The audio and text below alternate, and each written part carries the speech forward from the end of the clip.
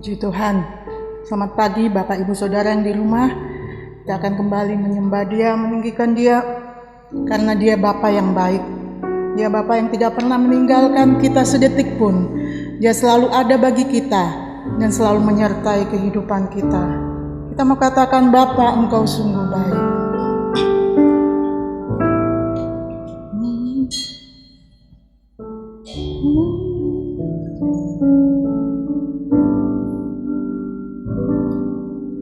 Bapa,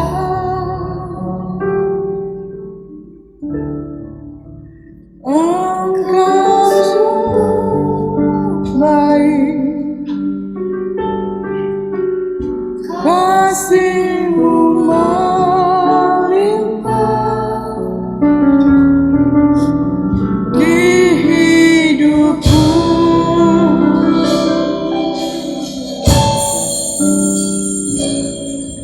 Bapa,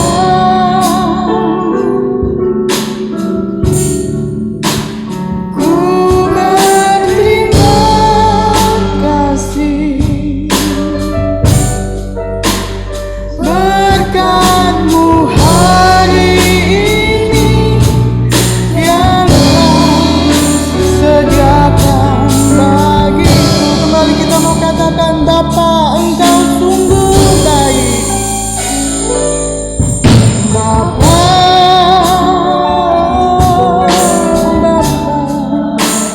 Engkau sungguh baik, kasih-Mu melimpah di hidupku.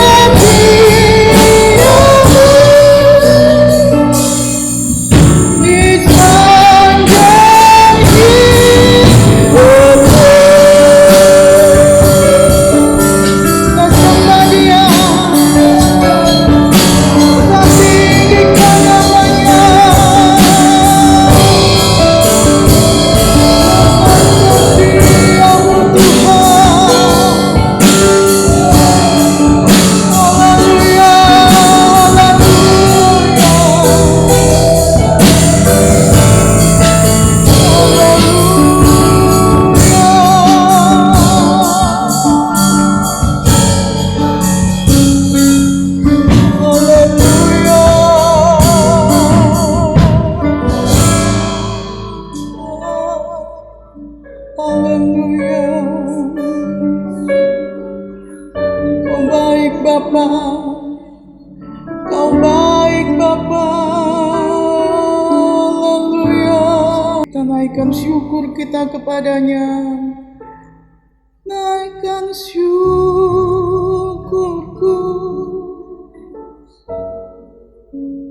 buat hari yang Kau beri tak habis-habisnya.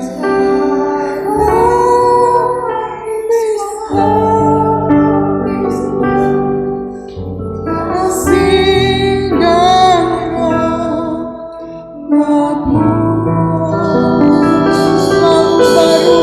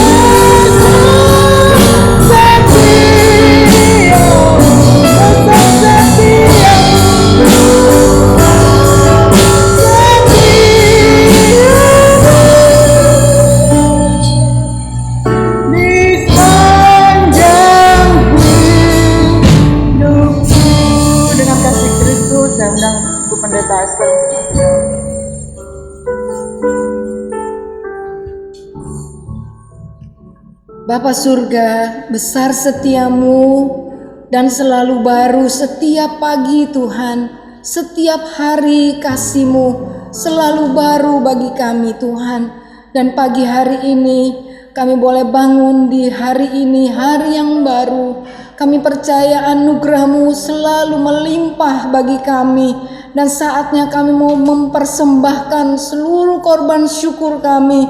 Kami mau beribadah kepadamu karena Engkau layak terima pujian dan penyembahan kami. Kami percaya Engkau ada di tempat kami, Engkau ada di sini, Engkau ada di rumah kami masing-masing. Kami percaya Roh-Mu ada bersama-sama kami. Sementara kami memuji-muji Engkau ya Tuhan, Roh-Mu berkarya bekerja di dalam kami.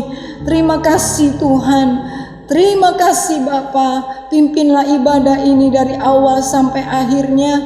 Roh-Mu tetap ada di dalam tempat ini Tuhan, sehingga kami terus menikmati hadirat-Mu, menikmati suasana sorga Tuhan di rumah kami masing-masing. Terima kasih banyak Bapa. Segala puji hormat syukur hanya bagi-Mu. Engkau urapi para pelayan-pelayan-Mu Tuhan, memimpin ibadah ini dari awal sampai akhirnya, sehingga kami semua boleh menerima dan menikmati kasih karunia-Mu Tuhan. Terima kasih Bapa.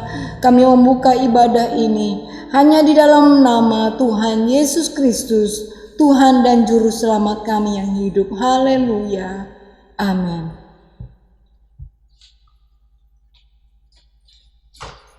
Puji Tuhan. Tuhanlah kekuatan dan mazmurku, Dia gunung batu dan keselamatan kita semua.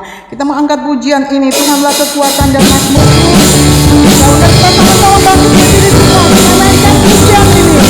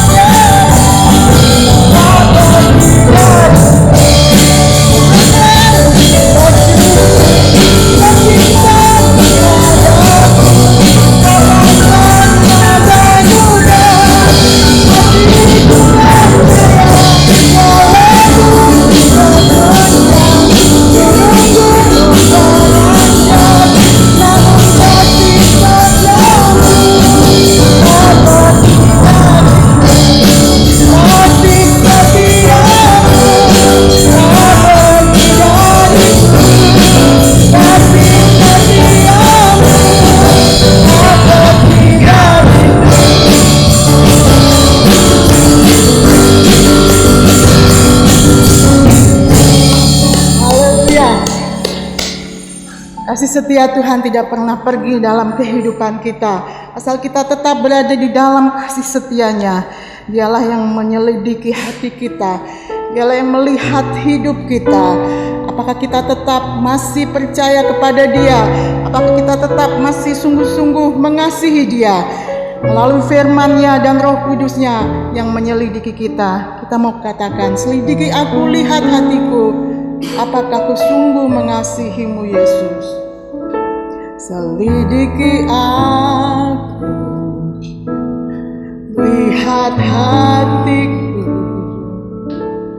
Apakah ku sungguh mengasihi-Mu Yesus? Kau yang Maha tahu dan menilai hidupku.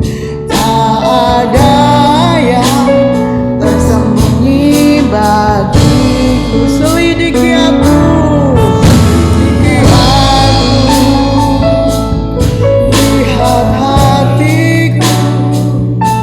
Apakah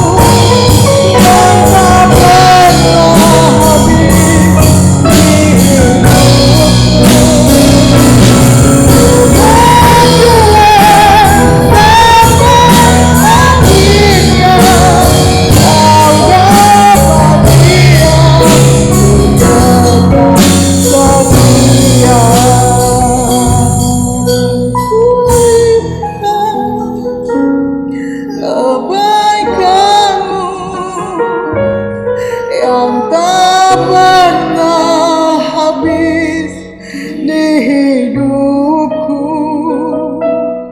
Ku berjuang sampai akhirnya kau dapati aku tetap setia.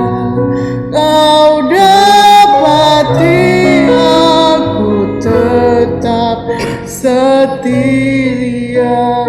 Kau dapati aku tetap setia.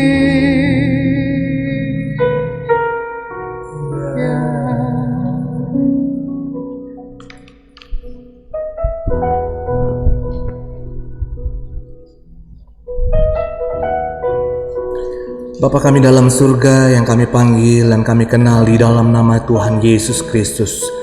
Pada pagi hari ini hati kami terangkat atas pujian yang kami naikkan kepada Engkau. Dan tiba saatnya hati kami perlu diisi dengan kebenaran firman-Mu. Roh Allah yang hidup boleh menghidupkan kami ketika kami dengar firman-Mu. Roh Kudus, Engkau bekerja, Engkau menolong kami semua, memampukan untuk kami memahami dan mengerti akan pesan kebenaran firman-Mu. Pengurapan Allah turun bagi kami semua. Terpujilah nama-Mu. Pendengarkan segala doa sembahyang kami. Di dalam nama Tuhan Yesus kami sudah berdoa dan bersyukur. Haleluya. Amin. Puji Tuhan, silakan duduk Bapak Ibu Saudara yang dikasihi Tuhan. Selamat pagi. Salam sejahtera. Kiranya damai sejahtera Allah boleh melingkupi kita semua pada pagi hari ini. Bagi keluarga-keluarga yang sedang menyaksikan, sedang beribadah bersama-sama pada pagi hari ini, kiranya keberkatan Allah limpah. Puji Tuhan, pagi hari ini saya akan bawa tentang kebenaran firman Tuhan dengan tema apa yang bisa engkau buat untuk Tuhan. Apa yang bisa engkau buat untuk Tuhan? Saya ajak Bapak Ibu keluarga yang dikasihi Tuhan, kita buka dalam kitab Kolose. Kitab Kolose pasal yang ketiga. Kolose pasal 3 ayat yang ke-23. Kolose pasal 3 ayat yang ke-23 saya akan bacakan, Bapak Ibu boleh menyimak Alkitab Saudara. Apapun juga yang kamu perbuat, perbuatlah dengan segenap hatimu, seperti untuk Tuhan dan bukan untuk manusia. Jadi kebenaran firman Tuhan pada pagi hari ini dalam Kolose 3 ayat yang ke-23 katakan, apapun juga yang kamu perbuat, perbuatlah dengan segenap hatimu, seperti untuk Tuhan dan bukan untuk manusia. Dalam terjemahan lama dikatakan, barang apa yang kamu perbuat, perbuatlah bersungguh-sungguh sebagaimana kepada Tuhan dan jangan seperti kepada manusia. Dalam surat Kolose 3 ayat yang ke-23 ini, dalam ayat nat ini kita sedang diberikan nasihat. Kita dinasehati agar kita melakukan segala sesuatu dengan sepenuh hati, baik itu pekerjaan sekuler saudara, baik itu pelayanan di gereja, baik itu studi saudara, baik di sekolah atau di kampus, bahkan hidup berkeluarga, terlebih lagi dalam ibadah kita kepada Tuhan. Jadi apa yang bisa kita buat untuk Tuhan? Kita buat yang terbaik, hanya sentralnya, fokusnya kepada Tuhan. Ada banyak contoh ketika tokoh-tokoh Alkitab mereka mau berbuat dengan segenap hati, mau berbuat dengan sepenuh hati. Saya ada ambil 3 contoh saudaraku. Yang pertama kita buka, contoh yang pertama terambil dalam kitab Kisah Para Rasul pasal 9. Kisah Para Rasul pasal 9 ayat 36 sampai yang ke-43. Saya ulang sekali lagi, Kisah Para Rasul pasal 9 ayat 36 sampai 43 saya akan bacakan. Di Yope ada seorang murid perempuan bernama Tabita, dalam bahasa Ibrani Dorcas. Perempuan itu banyak sekali berbuat baik dan memberi sedekah. Tetapi pada waktu itu ia sakit lalu meninggal. Dan setelah dimandikan, mayatnya dibaringkan di ruang atas. Lida dekat dengan Yope. Ketika murid-murid mendengar bahwa Petrus ada di Lida, mereka menyuruh 2 orang kepadanya dengan permintaan, "Segeralah datang ke tempat kami." Maka berkemaslah Petrus dan berangkat bersama-sama dengan mereka. Setelah sampai di sana, ia dibawa ke ruang atas, dan semua janda datang berdiri dekatnya, dan sambil menangis, mereka menunjukkan kepadanya semua baju dan pakaian yang dibuat Dorkas waktu ia masih hidup. Tetapi Petrus menyuruh mereka semua keluar. Lalu ia berlutut dan berdoa. Kemudian ia berpaling ke mayat itu dan berkata, "Tabita, bangkitlah." Lalu Tabita membuka matanya, dan ketika melihat Petrus, ia bangun lalu duduk. Petrus memegang tangannya dan membantu dia berdiri. Kemudian ia memanggil orang-orang kudus beserta janda-janda, lalu menunjukkan kepada mereka bahwa perempuan itu hidup. Peristiwa itu tersiar di seluruh Yope, dan banyak orang menjadi percaya kepada Tuhan.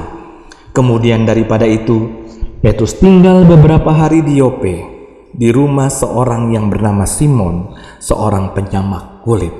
Keluarga yang dikasihi Tuhan dan yang diberkati Tuhan.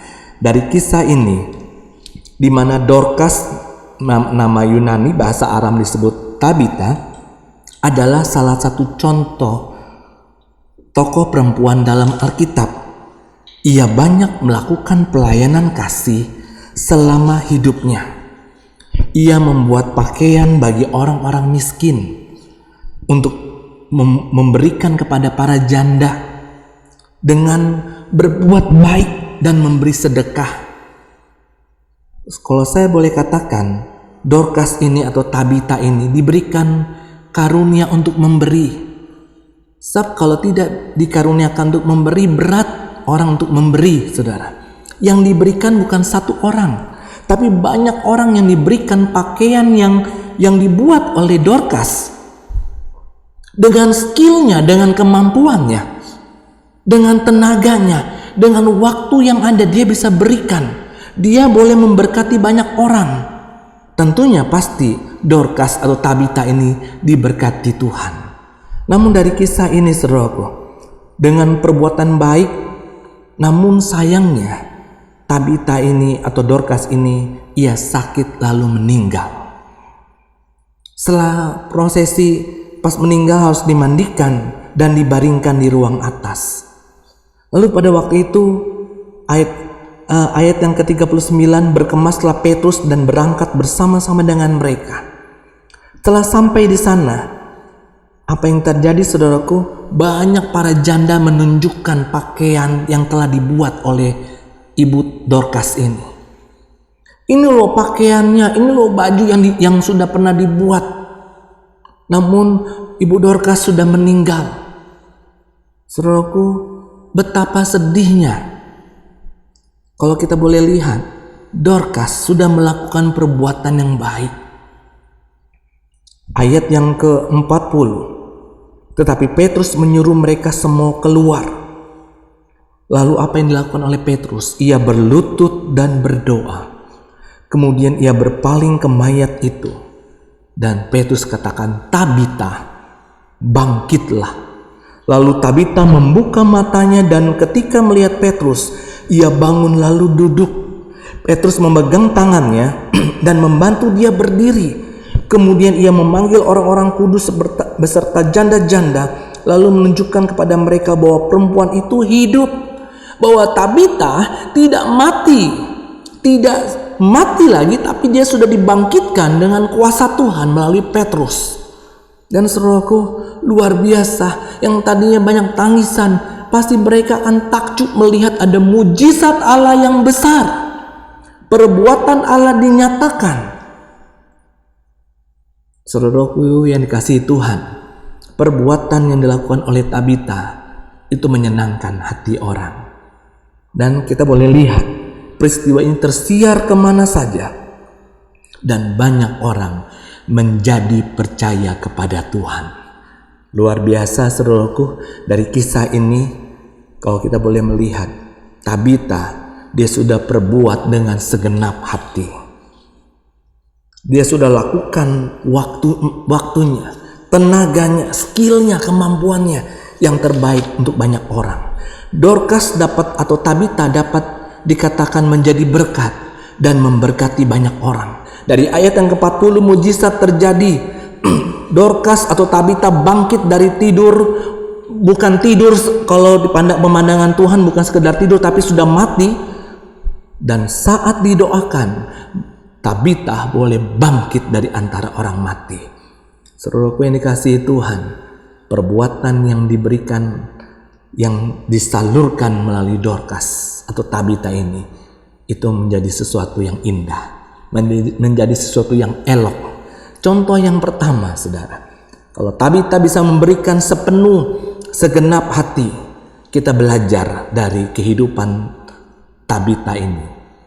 Biarlah kita boleh melakukan perbuatan yang baik kepada sesama, terlebih kepada Tuhan. Contoh yang kedua, dalam Injil Matius pasal 8 ayat yang ke-14 sampai yang ke-15. Injil Matius pasal ke-8 ayat 14 sampai yang ke-15. Setibanya di rumah Petrus, Yesus pun melihat ibu mertua Petrus terbaring karena sakit demam. Maka dipegangnya tangan perempuan itu, lalu lenyaplah demamnya. Ia pun bangunlah dan melayani dia. Luar biasa saudaraku, ini mungkin perkara kecil. Ibu mertua Petrus sakit demam. Kalau di era sekarang demam, batuk, panas, itu perlu diwaspadai. Tapi di zaman pada waktu itu, ketika di rumah Petrus, Yesus melihat ibu mertua Petrus terbaring karena sakit demam. Lalu apa yang dilakukan oleh Yesus? Dipegangnya tangan perempuan itu, lalu lenyaplah demamnya. Tidak sampai situ saudaraku, ibu mertua Petrus pun ia bangun dan melayani dia dan melayani Tuhan. Kalau kita boleh melihat perbuatan yang luar biasa yang Yesus kerjakan bagi ibu mertua Petrus, sekalipun perkara yang kecil, sakit demam, ketika dipegangnya, lalu lenyap demamnya itu. Dan ibu mertua Petrus bisa melayani Yesus, mungkin memberikan makanan, minuman yang terbaik bagi Yesus. Ibu mertua Petrus memberikan dengan segenap hati. Bagaimana dengan saudara dan saya? Tentunya kita sudah memberikan yang terbaik. Kalau mungkin ada yang belum, ada yang kurang, belum total, mari pagi hari ini firman Tuhan mengajak kita semua. Kita mau beri yang terbaik dengan segenap hati kita. Apa yang kita bisa buat yang terbaik. Kita tidak perlu tunggu balasan ada berkatnya. Tunggu waktunya Tuhan. Mungkin bukan kita yang merasakan, tapi famili kita, anak-anak kita mungkin bisa merasakan berkat itu. Contoh yang ketiga, dalam 2 Raja-Raja pasal 5. Dalam 2 Raja-Raja pasal 5, ayat pertama sampai yang keempat. Naaman disembuhkan. Naaman panglima Raja Aram adalah seorang terpandang di hadapan tuannya dan sangat disayangi. Sebab oleh dia Tuhan telah memberikan kemenangan kepada orang Aram. Tetapi orang itu seorang pahlawan tentara sakit kusta. Orang Aram pernah keluar bergerombolan dan membawa tertawan seorang anak perempuan dari negeri Israel. Ia menjadi pelayan pada istri Naaman. Berkatalah gadis itu kepada nyonyanya, sekiranya tuanku menghadap nabi yang di Samaria itu, maka tentulah nabi itu akan menyembuhkan dia dari penyakitnya. Lalu pergilah Naaman memberitahukan kepada tuannya. Katanya, begini-beginilah dikatakan oleh gadis yang dari negeri Israel itu. Maka jawab Raja Aram, baik, pergilah dan aku akan mengirim surat kepada Raja Israel. Lalu pergilah Naaman dan membawa sebagai persembahan 10 talenta perak dan 6.000 shikal emas dan 10 potong pakaian. Saudaraku, dari Kisah 2 Raja-Raja pasal 5 ayat 1 sampai yang kelima ini, di situ di ayat yang pertama dikatakan Naaman panglima Aram yang terpandang. Setiap ada pertempuran, peperangan menang. Namun sayang, panglima ini yang namanya Naaman sakit kusta. Tentunya pasti Naaman sudah berobat ke sana sini, saudara ya. Sudah coba pengobatan, namun nihil, hasilnya nol. Tidak secara kebetulan, saudara, dari ayat yang kedua, orang Aram pernah keluar bergerombolan dan membawa tertawan seorang anak perempuan dari negeri Israel. Jadi dibawalah pelayan kecil ini, gadis belia ini dari Israel, menjadi apa, saudaraku? Menjadi pelayan bagi istri Naaman. Ketika dia melihat si gadis belia ini yang dari Israel, dia melihat bahwa tuannya, bahwa Naaman ini sakit kusta, dia menyampaikan suatu informasi kalau tuanku mau sembuh, ada seorang abdi Allah, nabi yang namanya Elisa yang akan menyembuhkan, tentunya dengan kuasa Tuhan melalui Nabi Elisa. Dan kalau singkat ceritanya, Bapak Ibu bisa baca lagi, ternyata Naaman pun mau mengikuti daripada instruksi informasi dari gadis belia yang dari Israel ini.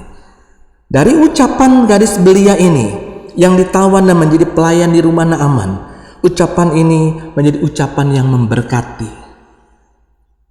Bukan ucapan yang kosong, tapi ada yang keluar, ada sesuatu mau beri yang terbaik buat tuannya supaya pulih bahkan sembuh dari sakit kustanya. Dan puji Tuhan, kalau kita baca dari ayat per ayat, Naaman ini disembuhkan Tuhan. Kulit dalam tubuhnya ini tidak lagi sakit kusta, tapi mulus, bersih karena kuasa Tuhan. Melalui ucapan gadis belia ini, yang gadis kecil ini dapat menyatakan kuasa Tuhan. Gadis kecil ini dia bisa perbuat apa yang dia bisa perbuat. Dia perbuat dengan apa yang bisa dia berikan agar tuannya ini dapat sembuh. Saudaraku yang dikasihi Tuhan, dari 3 contoh yang di atas yang tadi saya sudah utarakan, bagaimana cara mereka bisa berbuat yang terbaik? Tokoh-tokoh Alkitab, Dorcas atau Tabitha, ibu mertua Petrus, bahkan gadis menjadi pelayan istri Naaman ini, dia bisa beri yang terbaik. Yang pertama, mereka lakukan dengan kasih. 1 Korintus 16 ayat yang ke-14. Kita buka sama-sama dalam kitab Surat Rasul Paulus kepada jemaat di Korintus, 1 Korintus pasal 16 ayat yang ke-14. 1 Korintus 16 ayat yang ke-14, firman Tuhan katakan, lakukanlah segala pekerjaanmu dalam kasih. Jadi saudaraku, ketiga contoh yang sudah saya paparkan, utarakan, mereka melakukan dengan kasih. Kalau tanpa kasih, semua nihil, semua rasanya tidak ada sesuatu yang indah atau elok. Namun mereka lakukan dengan kasih. Yang kedua, mereka lakukan dengan kerelaan. Ibu Dorcas ini dia dengan kerelaan, dengan kasih dia bisa menjahit, dia bisa membuat pakaian baju kepada para janda. Dia punya empati, berbela rasa yang tinggi, dia bisa berikan kepada para janda yang ada. Bahkan ibu mertua Petrus yang sakit demam, ketika dijamah, dipegang tangannya oleh Tuhan Yesus dan sembuh, dan dia bisa melayani, menyiapkan mungkin makanan minuman bagi Yesus. Lakukan dengan kerelaan. Dan gadis kecil ini, saudaraku, yang menjadi tawanan ini, dia lakukan dengan kasih dan rela. Yang ketiga, mereka lakukan untuk kemuliaan Tuhan. Mereka lakukan untuk supaya apa yang pernah mereka rasakan, pengalaman-pengalaman pribadi, itu bisa diberikan disalurkan kepada sesama. Biarlah nama Tuhan dimuliakan. Yang keempat, mereka lakukan dengan setia. Kalau tanpa kesetiaan mereka, sudah say thank you, mungkin terima kasih kepada Tuhan, sudah. Namun mereka melakukan perbuatan yang baik. Mereka tahu ketika mereka berbuat untuk Tuhan. Sekalipun yang dihadapi adalah sesama. Sekarang bagaimana dengan saudara dan saya? Kita mau beri yang excellent. Kita mau beri yang terbaik bagi Tuhan. Ketika kita berada di kantor, dalam ruang lingkup pekerjaan kita, lakukan pekerjaan saudara dengan baik. Bukan sekedar buat bos saudara, tapi beri yang terbaik. Sebab saudara dipercayakan dan saudara akan mengalami keberkatan Tuhan. Ketika saudara sedang mengajar, baik di kampus, baik di sekolah, berikan itu sesuatu yang terbaik. Sekalipun buat mahasiswa, buat anak-anak murid, beri yang terbaik. Ketika saudara ada di rumah, yang masak, yang menyuci, yang melakukan apapun, beri yang terbaik. Ada sepasang mata yang sedang memperhatikan saudara dan saya. Saudaraku yang dikasihi Tuhan, kita mau beri yang excellent bagi Tuhan. Ketika kita melayani Tuhan, beri yang terbaik. Saya percaya Bapak Ibu Saudara sudah beri yang terbaik. Kita bangun mesbah doa kita di rumah. Kita lakukan yang terbaik. Siapkan waktu, bukan waktu sisa, tapi waktu yang terbaik untuk kita bangun mesbah doa. Mengangkat, naikkan pujian syukur kita, penyembahan kita kepada Tuhan. Dan firman Tuhan dalam Kolose 3 ayat yang ke-23, apapun juga yang kamu perbuat, yang saudara dan saya perbuatlah dengan segenap hatimu, seperti untuk Tuhan dan bukan untuk manusia. Kalau dalam terjemahan lama katakan lakukan dengan sungguh-sungguh, dan jangan seperti untuk manusia. Aplikasi bagi saudara dan saya, kita mau beri yang terbaik. Roma pasal 12 ayat yang pertama. Roma pasal 12 ayat yang pertama.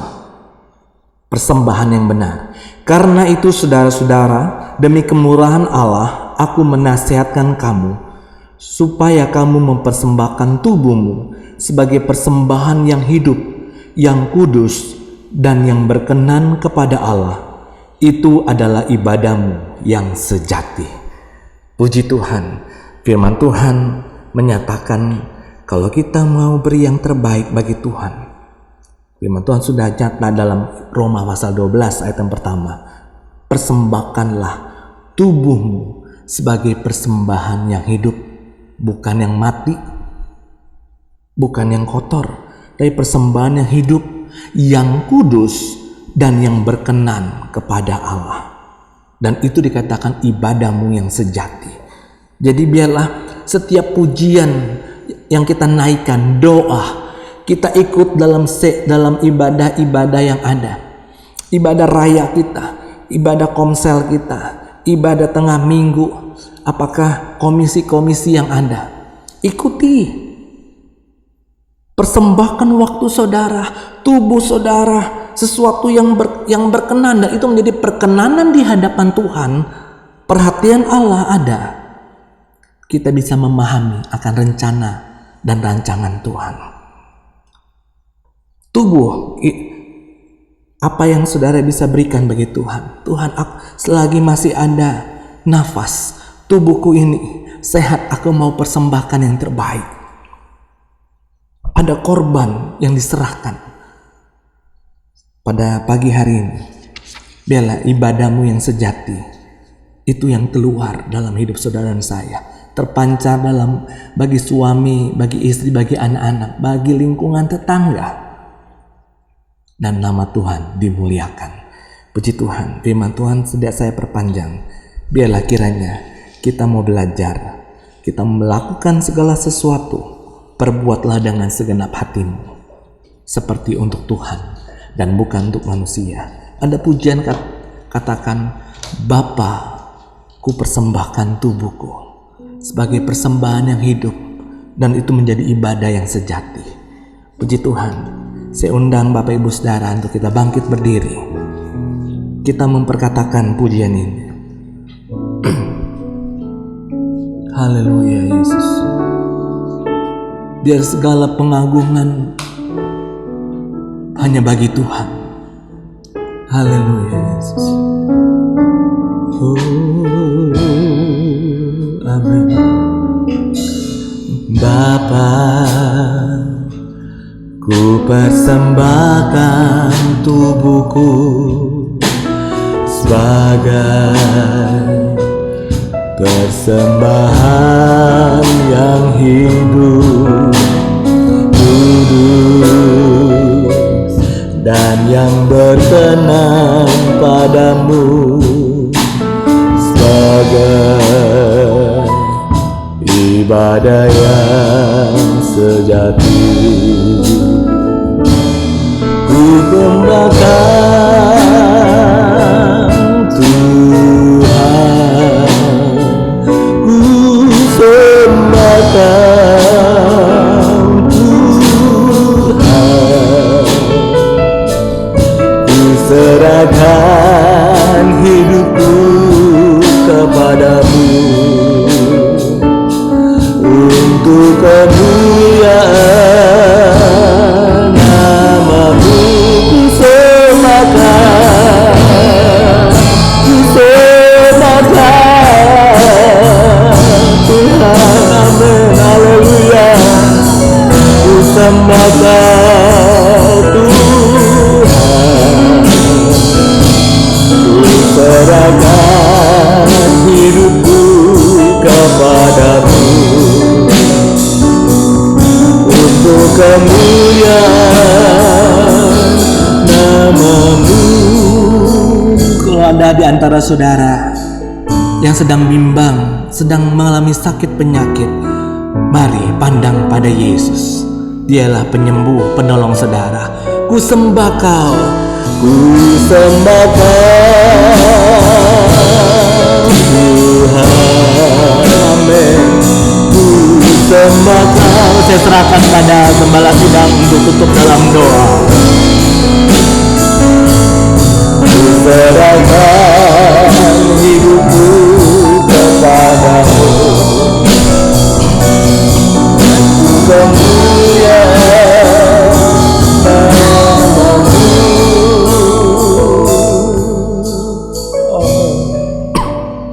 Bapa yang ada di dalam surga, di dalam nama Tuhan Yesus Kristus, kami bersyukur dan terima kasih buat pimpinan-Mu sepanjang ibadah pagi hari ini, dari awal hingga akhir.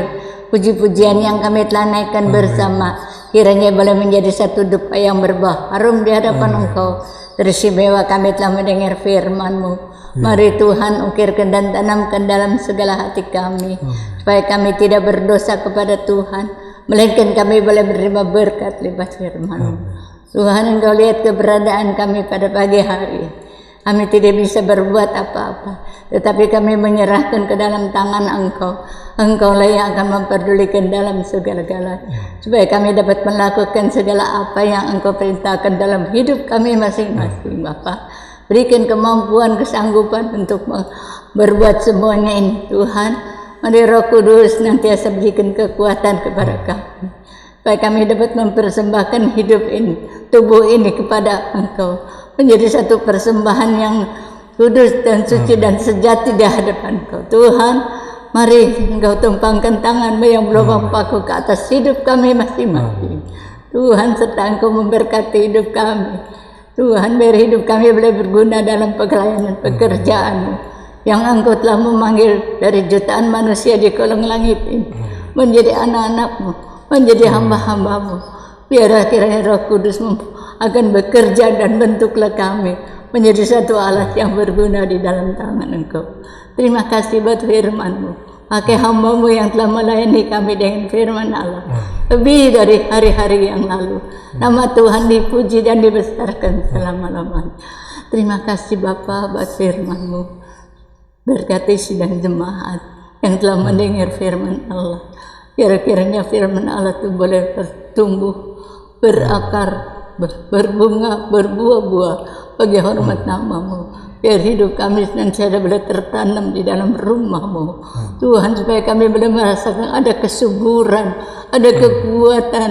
Tuhan, bahkan mengeluarkan buah-buah yang baik bagi Engkau. Ini yang menjadi kerinduan kami. Terima kasih Bapa. Berkati sidang jemaat yang telah berbuat semuanya ini Bapa. Berkati tangan-tangan yang telah berkorban, tangan-tangan yang telah mengembalikan milik-Mu. Berkat yang sama boleh tumpahkan atas hidup kami masing-masing, supaya di dalamnya nama Tuhan dipuji dan dibesarkan. Berkati mata pencarian usaha, apa saja yang dikerjakan semuanya boleh berhasil. Bagi anak-anak yang masih duduk di bangku sekolah dan kuliah, berikan hikmat akal budi, bukakan segala rahasia pengetahuan, jaga lindungi, jauhkan dari segala yang jahat. Di antara sidang jemaat ada yang sakit, baik di rumah sakit maupun di rumah. Mari Engkau jamah Tuhan, ulurkan tangan-Mu. Kuasa-Mu belum pernah berubah. Kalau Engkau Tuhan membangkitkan lewat Petrus, Tuhan akan dorong. Engkau juga akan membangkitkan kami Tuhan dari kematian rohani. Dari kematian Tuhan rohani, hidup kami tidak berdaya, tidak berguna. Tetapi Engkau yang akan membangkitkan kami, supaya hidup kami boleh berguna bagi Engkau Bapa. Terima kasih Bapa, terima kasih. Kami yakin dan percaya Engkau dapat menolong kepada kami supaya dapat melakukan apa yang baik bagi Engkau. Terima kasih Bapa. Sepanjang hari ini apa yang akan terjadi, Tuhan mari jaga lindungi. Tuhan, biar kepak sayap-Mu boleh tetap berlaku dalam hidup kami masing-masing, supaya kami boleh tetap berlindung jauh dari segala wabah-wabah penyakit, jauh dari segala hal yang tidak diingini. Biar kedengar damai surga boleh meliputi hidup kami, kesukaan surga, kekuatan baru kami boleh alami, dan kekuatan ini kami pakai untuk kemuliaan Nama-Mu. Terima kasih Bapa, Kau tahu keperluan kerinduan kami. Kami hanya menyerah ke dalam tangan Engkau. Terima kasih Bapa, panjang hari ini tutup kami dengan kuat-kuat kesadaran yang kudus. Simpan di dalam kemurahan. Terima kasih Bapa. Dan sekarang saudara-saudara, terimalah berkat dari Allah Bapa. Kasih sayang daripada Tuhan Yesus Kristus, persekutuan dan pimpinan Allah Roh Kudus menyertai kami mulai saat ini besok sampai selama-lamanya, di dalam nama Tuhan Yesus Kristus. Haleluya. Amin.